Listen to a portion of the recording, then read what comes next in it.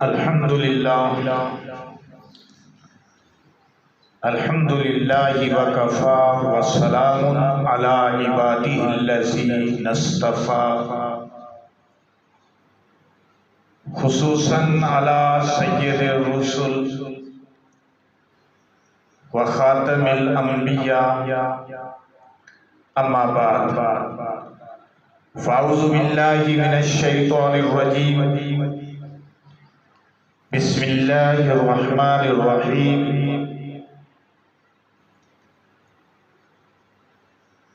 قال النبی صلی اللہ علیہ وسلم انما الاعمال بالنیات قال النبی صلی اللہ علیہ وسلم انما الاعمال بالخواتیم صدق اللہ العظیم وصدق رسولہ النبی الکریم الامین والصلاة والسلام على سید الانبیاء والمرسلین وعلى آلہ واصحابہ واہل بیتہ اجمعین برحمتک یا ارحم الراحمین۔ گرامی قدر آج کے ہمارے بیان کا موضوع ہے اخلاص نیت۔ اخلاص نیت یعنی نیت کا اخلاص، یا اس کو یوں دوسرے الفاظ میں کہہ سکتے ہیں کہ خلوص نیت۔ خلوص نیت ساری زندگی اس کے تحت عبادت بن جاتی ہے۔ اگر خلوص نیت ہو تو ساری زندگی عبادت بن جائے گی۔ نیت اور عمل میں گرامی قدر ایک خاص تعلق ہے، اور وہ تعلق یہ ہے کہ کوئی بھی عمل حسن نیت کے بغیر درجہ قبولیت کو نہیں پہنچ سکتا۔ جب تک نیت صحیح نہیں ہوگی کوئی بھی نیک عمل درجہ قبولیت کو نہیں پہنچ سکتا، قبول ہی نہیں ہوگا۔ اگر ہم زندگی میں کسی اچھے اور نیک عمل کی نیت کر لیں لیکن کسی رکاوٹ کی وجہ سے کہ زندگی میں 100 مسائل آ جاتے ہیں، نیک عمل کی نیت کی کہ میں حج کو جاؤں گا، نیت کر لی، اسی طرح کسی اور نیک عمل کی نیت کر لی، لیکن کسی وجہ سے کوئی معاملہ ایسا بن گیا کہ نہیں جا سکا، تو باوجود ہمیں کہ وہ عمل ہم نے کیا نہیں، لیکن ہماری نیت تھی، نیت میں اخلاص تھا، تو اس پر بھی ایک نیکی ملتی ہے۔ یعنی نیت خود ایک عمل ہے جو کہ مطلوب ہے، بذات خود نیت بھی ایک عمل ہے، اور یہ دل کا عمل ہے، اور دل کے عمل کا مقام اعضاء کے عمل سے زیادہ ہے۔ جو ہم کام دل سے کرتے ہیں، ہم کہتے بھی ہیں نا کہ کام کو دل سے کرنا چاہیے، جو بھی کام کرنا ہے دل سے کرو، تو جو بھی نیک عمل کرنا ہے وہ دل سے کرنا ہے، سوچ کر کرنا ہے۔ اگر ہم دل سے عمل کریں گے اور اخلاص دل کے ساتھ اور اخلاص نیت کے ساتھ کریں گے، خلوص دل سے کریں گے، تو وہ اصل عمل ہے، اور اس کی قدر و قیمت اللہ کے ہاں بہت زیادہ ہے۔ یعنی کوئی شخص اگر کسی نیک عمل کی نیت کر لے لیکن کسی مجبوری کے باعث نہ کر سکے، تب بھی اس کے نامہ اعمال میں ایک نیکی لکھی جاتی ہے۔ آپ نے تبلیغی جماعت والوں کا سنا ہوگا بیان کہ جب وہ ارادے لکھتے ہیں کہ اٹھو بھائی ارادہ لکھواؤ کون تیار ہے 3 دن کے لیے، کون تیار ہے چلے کے لیے 4 مہینے کے لیے؟ تو لوگ بڑی مشکل سے اٹھتے ہیں، تو لوگوں کو ترغیب دینے کے لیے کہتے ہیں بھائی ارادہ تو کر لو، نیت تو کر لو، نیت پر بھی ایک نیکی ہے،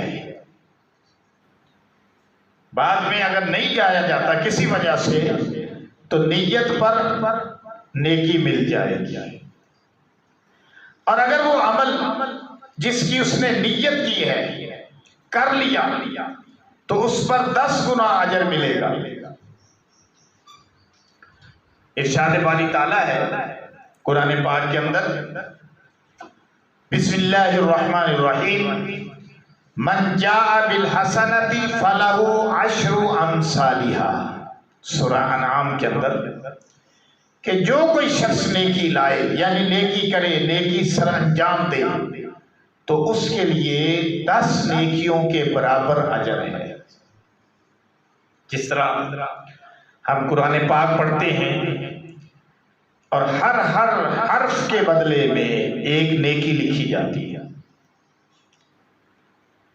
اور ہر نیکی کا اجر 10 نیکی کے برابر ہے۔ رسول پاک صلی اللہ علیہ وسلم کا ارشاد کا مفہوم ہے کہ تم پڑھتے ہو الف لام میم، تو پورا الف لام میم ایک حرف نہیں ہے، بلکہ الف علیحدہ، لام علیحدہ، میم علیحدہ۔ تو الف لام میم جب ایک قرآن پڑھنے والے نے پڑھا تو اس کو کتنی نیکیاں ملی؟ 30 نیکیاں ملی، 30 نیکیاں، 30 نیکیاں ملی۔ اور یہ جو نیکی اللہ پاک 10 گنا دے رہے ہیں، یہ نیکی کا سب سے کم اجر ہے، اللہ اس سے بہت زیادہ دے گے۔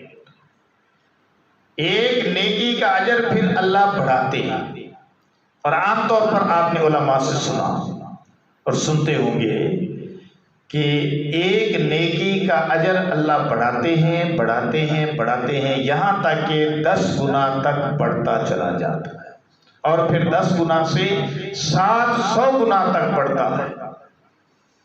اگر اس کا باقاعدہ حساب لگائیں تو ایک نیکی پر 16 گنا اجر ملتا ہے، اور یہ بڑھتے ہوئے 766 گنا تک پہنچ جاتا ہے۔ مصنف ابن ابی شیبہ کے اندر حدیث موجود ہے جس کے حوالے سے میں نے بات کی۔ عمر پکاری او بھی چلا دونوں پکے گیڑے نے وہ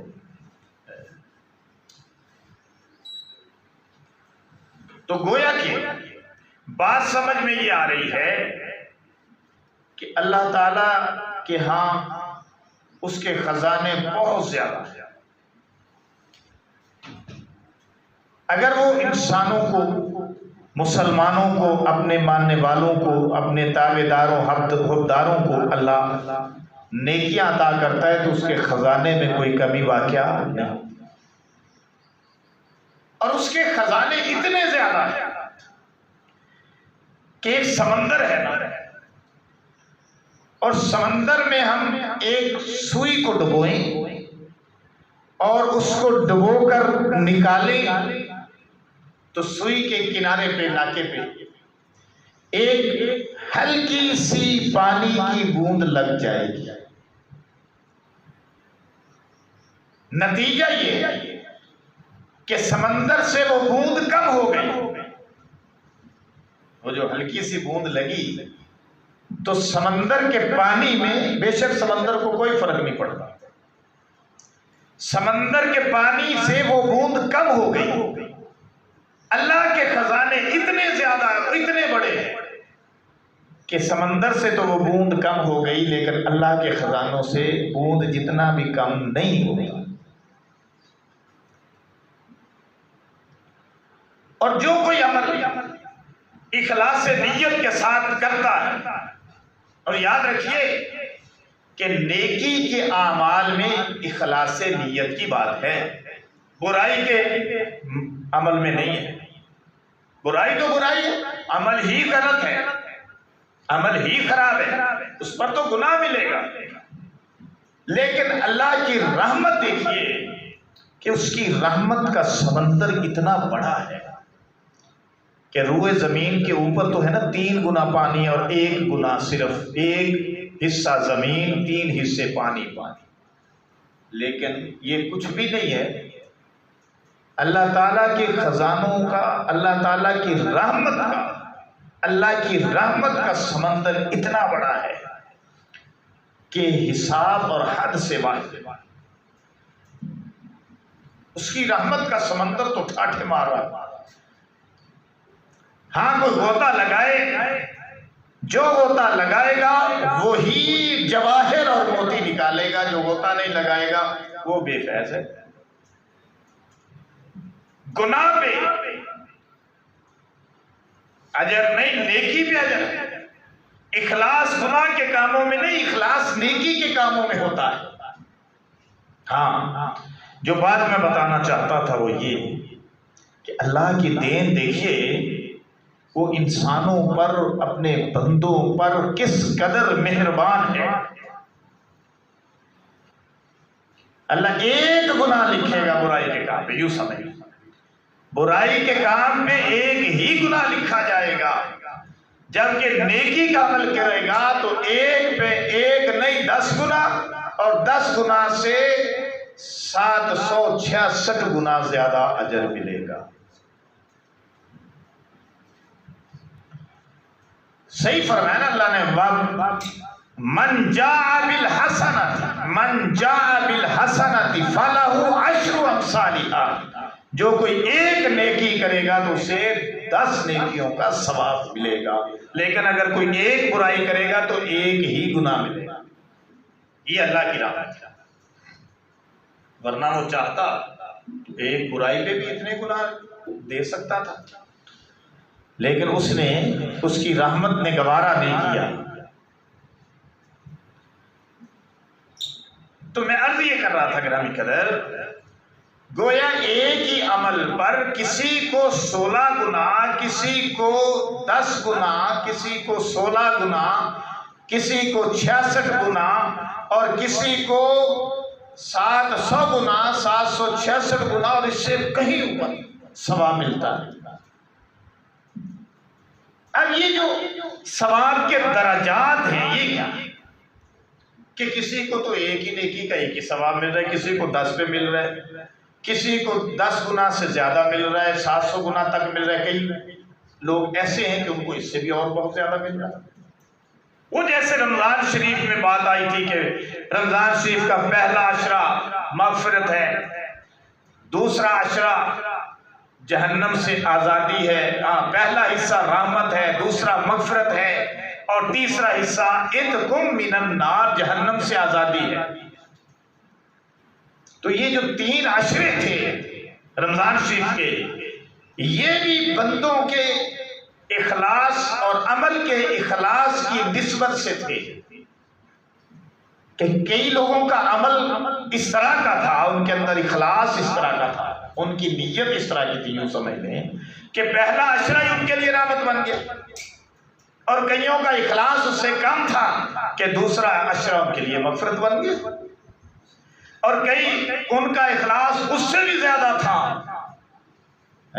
یا ان کا اخلاص پہلے لوگوں سے دوسروں کا کم اور تیسروں کا اس سے کم تھا، تو وہ تیسرے عشرے میں جا کر وہ بھی مغفرت کے حقدار ہو گئے۔ پہلے بہت اخلاص والے تھے لوگ کہ رمضان شریف کا پہلا ہی عشرہ ان کے لیے رحمت بن گیا، اس سے کم اخلاص والے تھے کہ دوسرا حصہ ان کے لیے مغفرت بن گیا، اس سے کم اخلاص والے تھے یا زیادہ گناہ والے تھے تو تیسرے عشرے میں جب وہ پہنچے تو ان کے لیے وہ بھی مغفرت اور جہنم سے آزادی کا ذریعہ بن گیا۔ اسی طرح اخلاص نیت یا خلوص نیت جو ہے اس کی کیفیت ہے کہ کسی کو نیکی پہ ثواب مل رہا ہے، 1 نیکی کا، کسی کو مل رہا ہے 10 نیکیوں کا، کسی کو مل رہا ہے 100 نیکی کا، 200 نیکی کا، 700 نیکی تک، اس سے بھی کہیں اوپر۔ یہ کیا وجہ ہے؟ یہ وجہ بھی انسانوں کے اخلاص نیت کی پوزیشن ہے یا اس کی کیٹیگری ہے یا اخلاص نیت کا ایک وزن ہے. اب سمجھیے اس کو، میں اگر آپ کو سمجھانے میں کامیاب ہو جاؤں تو غور کیجیے. عمل نیت کے پیچھے، پہلے نیت ہے پھر عمل ہے، تو پہلے کی نیت پھر عمل کے لیے قدم اٹھایا. تو نیت جو ہے وہ عمل کے پیچھے ایک ٹمٹماتے ہوئے چراغ کی مانند ہے. یعنی نیت ایک چراغ ہے اور پھر اس کے بعد عمل ہے. تو یہ چراغ ٹمٹما رہا ہے. تو نیت کا یہ چراغ، گویا نیت ایک چراغ ہے، روشنی ہے. نیت کا یہ چراغ جس قدر روشن ہوگا وہ عمل اسی قدر روشنی پا کر جگمگائے گا.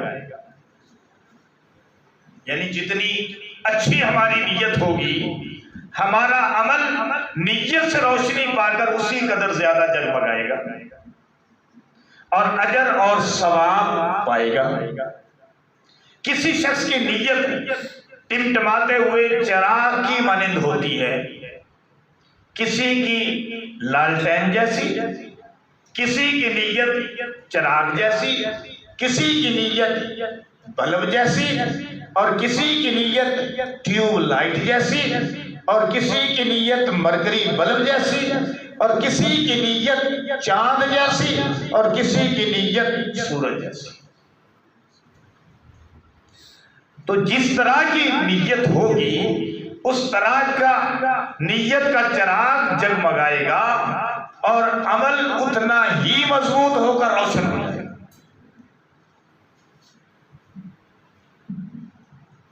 اب نیت کی سمجھ آ گئی. اس لیے میرے اور آپ کے پیغمبر امام الانبیاء محمد الرسول اللہ صلی اللہ علیہ وسلم نے ارشاد فرمایا، انما الاعمال بالنیات. اعمال کا دار و مدار نیتوں پر. یعنی مرکز ہے نیت. جیسے میں نے کہا چراغ ہے نیت، آپ اس کو یوں سمجھ لیں کہ مرکز ہے نیت. اب نیت کے گرد عمل گھوم رہا ہے. جیسے سورج ہے اور سورج کے گرد کتنے ستارے گھوم رہے ہیں؟ 8. سائنس کے مطابق چاند بھی اسی کے مدار میں ہے اور زمین بھی سورج کے مدار میں ہے. یہ سائنس کی بات کر رہا ہے. قرآن تو یہ نہیں کہتا. قرآن ایک دوسری بات کہتا ہے. یہ میں مثال کے لیے یہ کہہ رہا ہوں آپ سے، آپ کو سمجھانے کے لیے.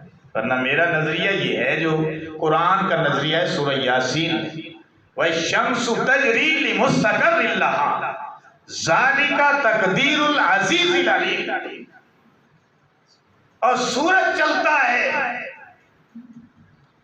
تجری دوڑتا، لِمُسْتَقَرٍّ لَهَا اپنے مدار پر. اور یہ اللہ کا مقرر کیا ہوا اندازہ ہے کہ سورج اس اندازے میں تیر رہا ہے. وَالْقَمَرَ قَدَّرْنَاهُ مَنَازِلَ حَتَّى عَادَ كَالْعُرْجُونِ الْقَدِيمِ. اور چاند بھی منزلیں طے کر رہا ہے حتیٰ کہ اینڈ پر جا کر کھجور کی پرانی شاخ کی مانند رہ جاتا ہے. کہ سورج کو اگر ہم نیت خیال کر لیں اور چاند کو عمل کیا قرار دے دیں تو ہماری جو نیت ہے وہ سورج کی مانند ہے اور ہمارا عمل جو ہے وہ چاند کی مانند ہے. یعنی ہمارا عمل ہماری نیت سے روشنی حاصل کرتا ہے. یہ بڑا مشکل موضوع میں نے چھیڑ دیا، لیکن کچھ نہ کچھ سمجھ میں بات آئے گی ضرور. اتنا پتہ چل جائے گا کہ نیت کی بہت اہمیت ہے اور جتنا نیت میں اخلاص ہوگا اتنی اس کی روشنی بڑھے گی. عمل کی روشنی اتنی بڑھے گی جتنا نیت میں اخلاص ہوگا، کیونکہ عمل پہلے ہی نیت سے روشنی لے رہا ہے. الغرض جتنا کسی کی نیت میں نور ہوگا اس کے عمل کا ثواب اتنا ہی بڑھتا چلا جائے گا۔ اس لیے مختلف کیٹیگریز بن گئیں کہ کسی کو اپنی نیت کے مطابق 1 نیکی کا اجر ملا، کسی کو 2 کا، کسی کو 4 کا، کسی کو 5 کا، کسی کو 10 کا، کسی کو 20 کا، کسی 700 گنا تک بڑھ گیا، بلکہ اس سے اوپر اللہ ہی جانتے ہیں کتنا بڑھ گیا۔ یہ نیت اس کے ساتھ سارا اٹیچ ہو گیا معاملہ۔ نیت کے اندر موجود اخلاص، خالصیت، للہیت، تقویٰ، نیت کے اندر اب تقویٰ بھی آ گیا، اور اس کے نور اور اس کی قوت اور اس کی برکت، یہ ساری چیزیں اگر ملا لیں تو پھر یہ ساری چیزیں مل کر قبولیت کے مقام تک پہنچتی ہیں۔ یعنی یوں سمجھ لیں، نیت کے اندر خلوص، پھر اس کے اندر للہیت، اس کے اندر خشوع و خضوع، پھر اس کے اندر ان چیزوں سے آ گئی قوت کا نور پیدا ہو گیا، پھر اس کے اندر آ گئی برکت کے ساتھ مل کر آ گئی قبولیت، اور یہ ساری چیزیں عمل کو بڑھاتی ہیں اور اس کے بڑھنے کا سبب ہے۔ جو نیت کی قوت بڑھتی چلی جاتی ہے، عمل کا درجہ اور ثواب بڑھتا چلا جاتا ہے۔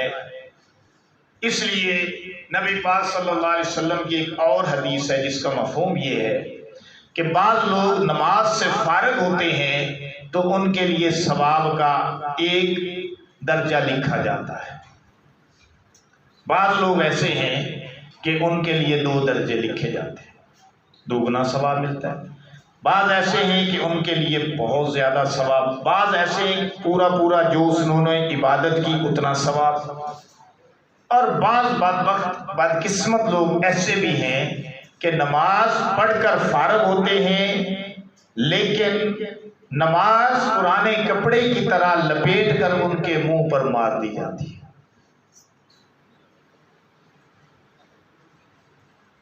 اور یوں آواز آتی ہے کہ جس طرح نماز کہتی ہے کہ جس طرح تو نے مجھے برباد کیا، اللہ تجھے ایسے ہی برباد کرے۔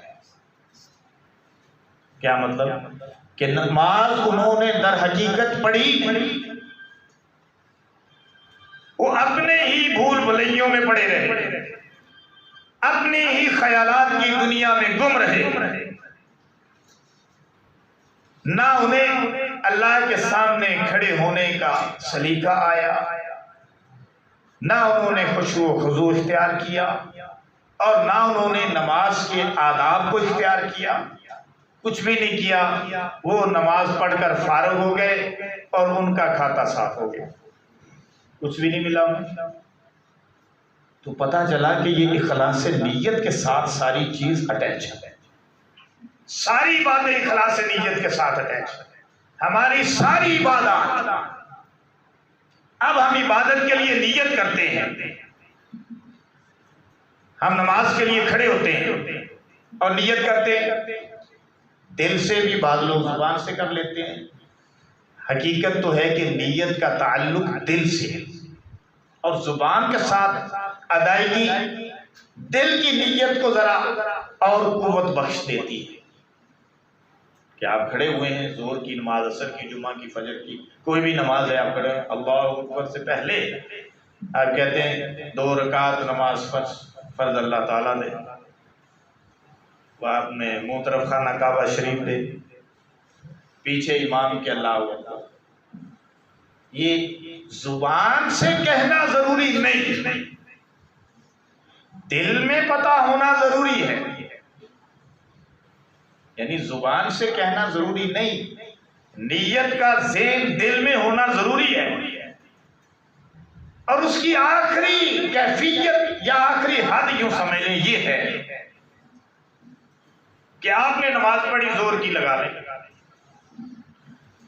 آپ کھڑے ہوئے فرضوں کے لیے، نماز آپ نے ادا کی، سلام پھیرا، السلام علیکم ورحمۃ اللہ، السلام علیکم ورحمۃ اللہ۔ آپ سے کسی نے پوچھا کہ بھائی آپ نے کیا کیا، تو جواب ملا کہ میں نے نماز پڑھی۔ دوسرا سوال ہے کہ آپ نے کون سی نماز پڑھی، اس بندے نے جواب دیا کہ میں نے ظہر کی نماز پڑھی، تو بالکل ٹھیک ہو گئی، اللہ اس کی نماز کو قبول کرے، باقی اس میں اخلاص والا معاملہ ہو تو علیحدہ۔ اب یہی بندہ، اس سے اگر کسی بندے نے پوچھا جس نے ظہر کی نماز پڑھی کہ بھائی تو نے کون سی نماز پڑھی، تو وہ سوچ میں پڑ گیا کہ ہاں ظہر دی پڑھی، یا اس نے کہہ دیا کہ عصر دی پڑھی، اگر وہ سوچ میں پڑ گیا کہ میں نے کون سی نماز پڑھی ہے تو اس کی نماز نہیں ہوئی۔ یہ ہے نیت کا آخری درجہ کہ اس کو پتا ہونا چاہیے کہ وہ کون سی نماز پڑھ رہا ہے اور کس کے لیے پڑھ رہا ہے۔ اگر اسے یہی پتا نہیں تو اس کی نماز نہیں۔ تو اس لیے دل سے نیت ہونا ضروری ہے، اسے پتا ہو کہ وہ کون سی نماز پڑھنے کے لیے آیا ہے اور وہ کہاں کھڑا ہے، کس کی نماز پڑھنے آیا ہے۔ اس لیے کہتے ہیں کہ نماز کو ایک شائستہ انداز کے ساتھ پڑھنا چاہیے، اور یہ جو بعض دفعہ جماعت کھڑی ہو جاتی ہے لوگ بھاگ پڑتے ہیں، یہ تو بیچ میں ذیلی مسئلے آ گئے ہیں، باقاعدہ میرا موضوع یہ نہیں ہے لیکن اس میں سے یہ آ گئے اس کے متعلق ہے کہ نماز کھڑی ہو گئی اور وہ دروازے میں اس نے دیکھا کہ جماعت کھڑی ہو گئی، وہ وہاں سے دوڑ پڑا۔ یہ دوڑنا جائز نہیں، آرام سے چل کر آئے، بھائی تھوڑا سا تیز ہو جائے، وہ تو فطرتی طور پر انسان تیز ہو جائے گا، کہ چودھری بھی نہ بنے لیکن تیز ہو جائے، تکبر نہ ہو ذہن، جلدی کر لے، جلدی سے وضو کر لے، اگر وضو ہے تو جلدی سے مل جائے گا، میں کم از کم جو ہے وہ پہلی رکعت میں مل تو جاؤں، لیکن دوڑنا جائز نہیں، کیونکہ دوڑنا انسان کی شائستگی کے خلاف۔ ویسے آپ کھیلوں میں دوڑے کوئی بات نہیں ہے، بس پہ چڑھنے کے لیے دوڑ پڑے ہمیں کوئی نہیں ہے اس سے، لیکن یہ نماز کی بات منع کیا دوڑنے سے۔ تو جب آپ آئے ہیں، آ کے ملے ہیں، تو پہلے ہی نیت فرما لیں، آپ کو پتا ہونا چاہیے کہ آپ نے کون سی نماز پڑھنی ہے اور کس نماز میں آپ کھڑے ہیں اور کہاں کھڑے ہیں اور کس کے سامنے کھڑے ہیں۔